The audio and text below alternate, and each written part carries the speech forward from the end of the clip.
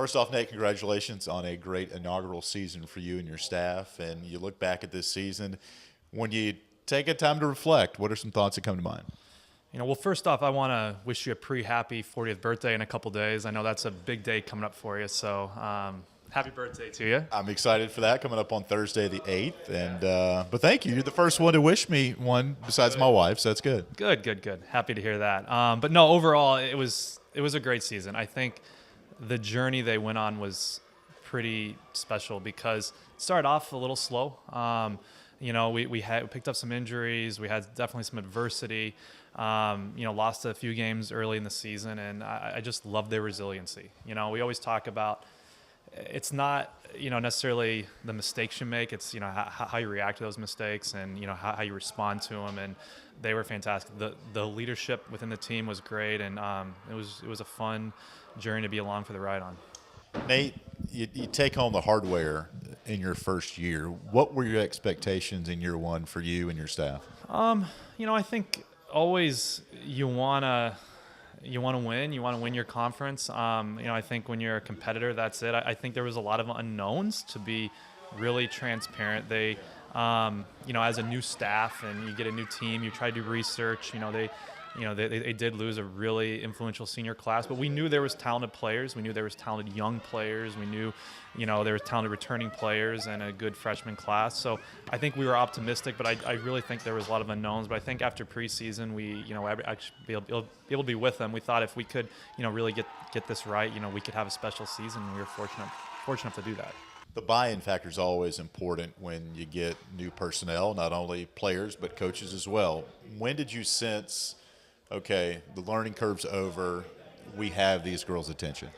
I think we went through a few peaks and valleys through it. I think, early in the season we were 0-3 and we're down 2-0 to Appalachian State.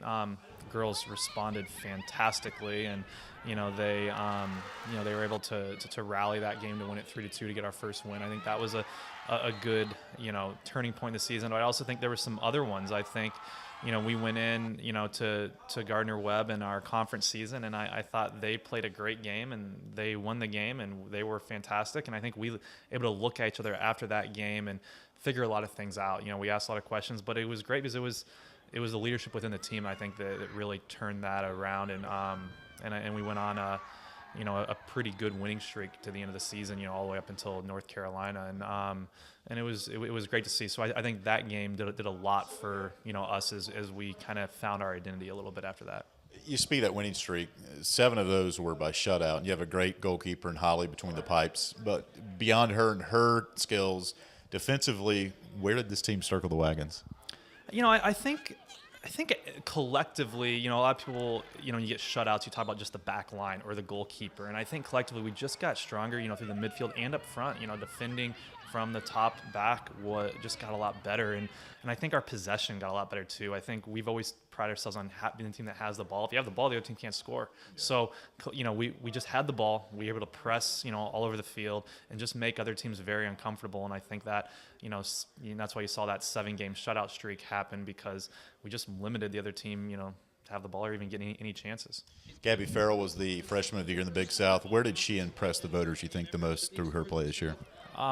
She's a great 1v1 attacking player, and she just causes other teams problems. Anytime she gets the ball, she's a threat to run by you, get to the inline, get a shot, cut in, or get to the inline, get a cross, or cut in and get a shot. But she's just always dangerous. So I think anytime you play somebody, they're always going to look at her on the scouting report and know if you have to be able to deal with her in some way. How about looking ahead to 2017? It's easy for the pundits and the prognosticators to do that, to say who's in, who's out, who can be better. But for you, as you look forward, I know spring practices coming and whatnot and workouts, but forecasting for next year, where do you think this team can take that next step? Yeah, we always have lofty goals. It's one of those where we just want to keep getting better. We do have a lot of good returners. Basically return 10 starters. We lose Holly, our goalkeeper, who's a significant piece of what we do. But at the same time, we're excited about not only returning players but incoming players. I think it'll be a great group. I think it'll be really competitive. The culture of our team is really good right now. We pride ourselves on just really being servant leaders and being selfless and helping each other, and I think that's growing a lot. And and we're getting stronger in that, and it's exciting. So, for us, it's just, can we keep getting better? Can we keep growing as a team? Just understand that process. And we don't really necessarily talk about winning a whole lot, but just what can we do every single day to make sure we're getting better and giving ourselves the best chance to have success. All right, Nate, blessing to have you here, my man, your staff. Congratulations on year 1 and even better stuff in year 2 coming up, all right? Thank you, Alan. That's women's soccer coach Nate Norman.